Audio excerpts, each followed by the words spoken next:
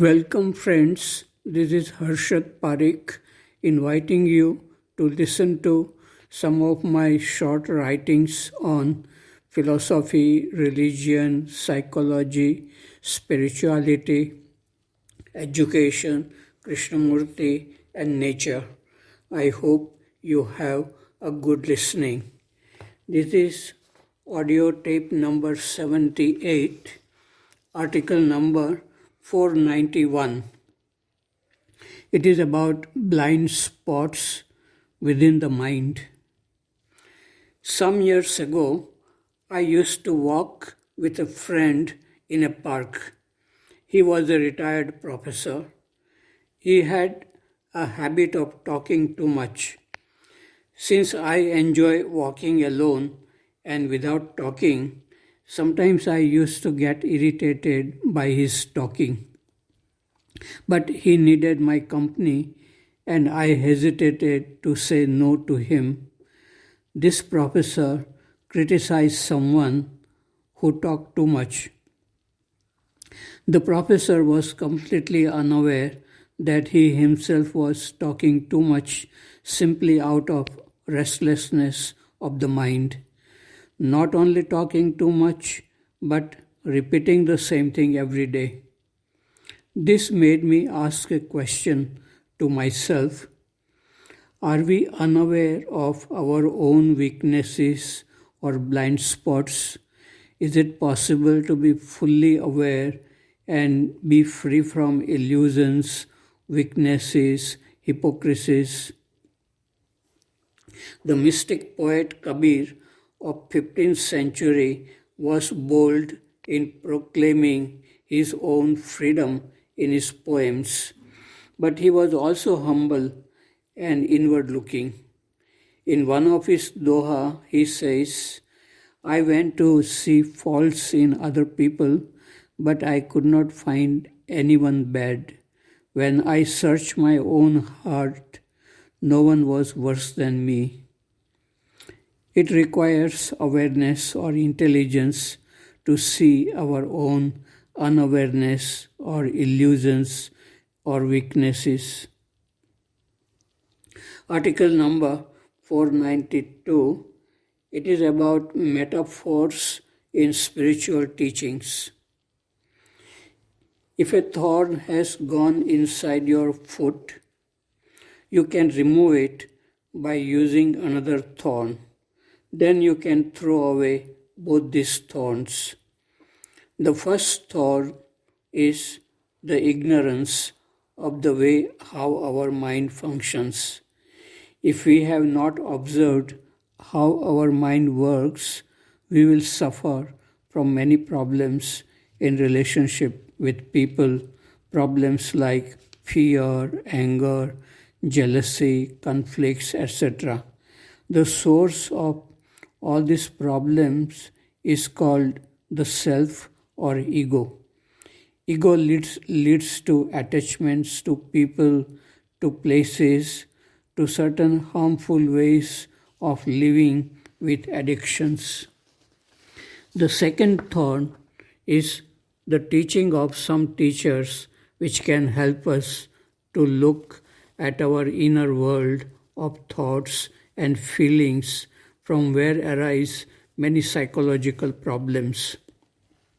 This thorn can be called the thorn of knowledge. The thorn of ignorance can be removed with the thorn of knowledge. Then both these thorns can be thrown away. This is called freedom. This is just a metaphor used by some spiritual teachers. Buddha too used some metaphors like a boat can be used to cross a river. After crossing the river, you do not carry the boat with you. Buddha's teachings are like a boat. The river is the life full of problems. A finger is used to point to the moon. Look at the moon. Do not get attached to looking at the finger. The finger is the teachings and the moon is the truth. Krishnamurti's teachings are also like a finger which points to the truth. One must look at the truth which is hidden within us. One must not get attached to the finger, to the teachings. Article number 493. It is about corruption and freedom.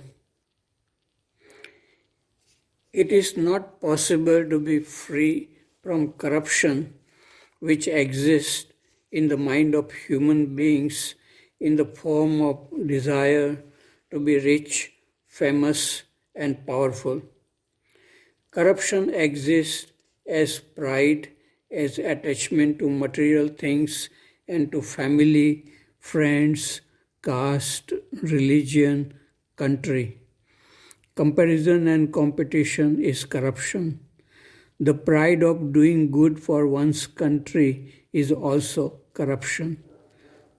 Only when a person is free from ego, selfishness, one can be a good human being and be free from corruption. Article number 494.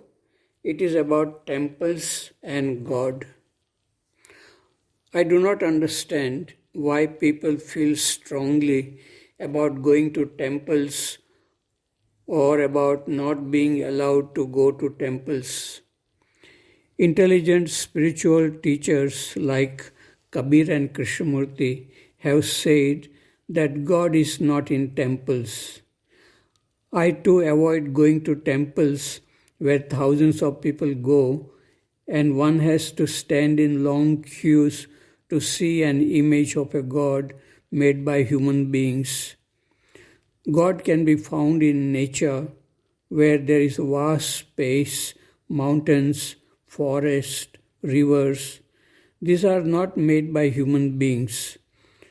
God can also be found within our own mind and heart when they are clean, healthy, with space and silence.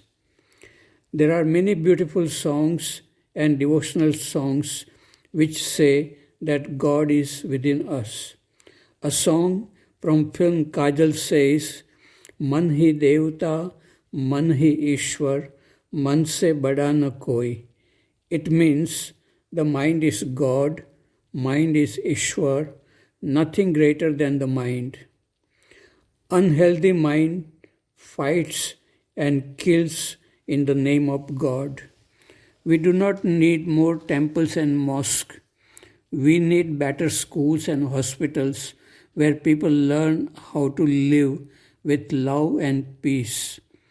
Finally, I like to share a beautiful bhajan by Manna Dey.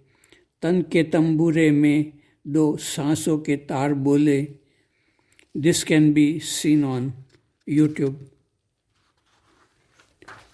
Article number 495. It is about rose gardens.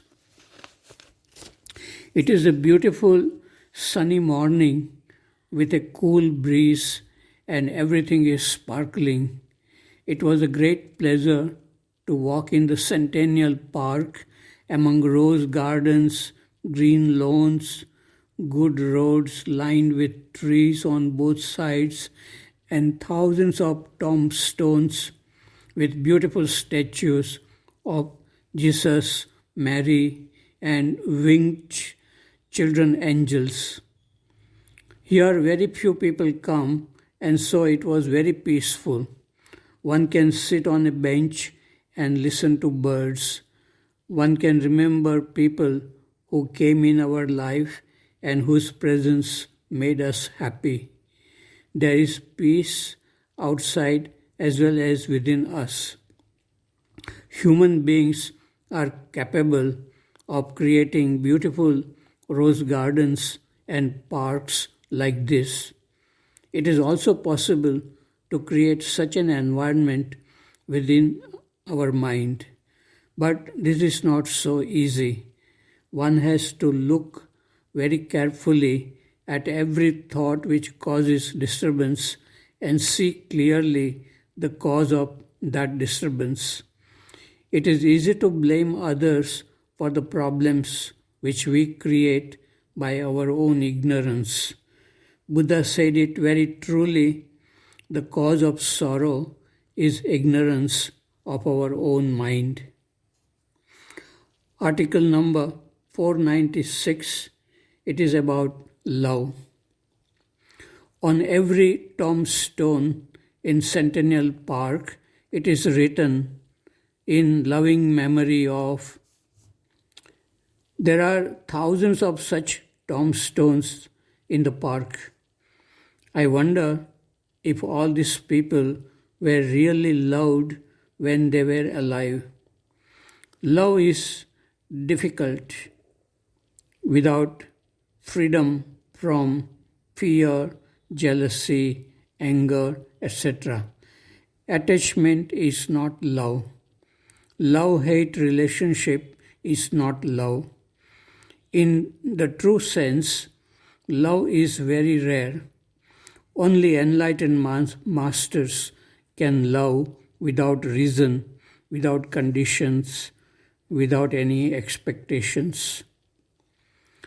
Article number 497, it is about traveling light. How nice it would be to travel alone long distance but without carrying any luggage. The luggage keeps you bound to the earth. One must travel light without carrying any burden in the mind. Article number 498, it is about rest in peace. When a person dies, his friends say, rest in peace, RIP. Does the person exist in some form after he dies? Does he listen to what his friends say and does he become peaceful? It seems to me that if there is some continuity, a person after death will remain peaceful if he was peaceful when he was alive. Peace comes with understanding of oneself, with acute awareness of thoughts and feelings as they arise. It is easy to write about awareness, but extremely difficult to be aware. Article number 499, it is about IKIRU. One film which I watch many times and also showed to senior students of Rishi Valley School during my culture classes in 1990s is Kurosawa's IKIRU. It is about an old officer in a government office who had no initiative to do anything for people. He just got his salary for coming to the office and wasting time. But a transformation happened in his life just few months before he died. He became energetic and was able to construct a public park for children in spite of many hurdles and threat to his life from land mafias. This old man was not concerned about praise from public for this work. He died in peace while singing a romantic song, swinging in the park while it was snowing beautifully.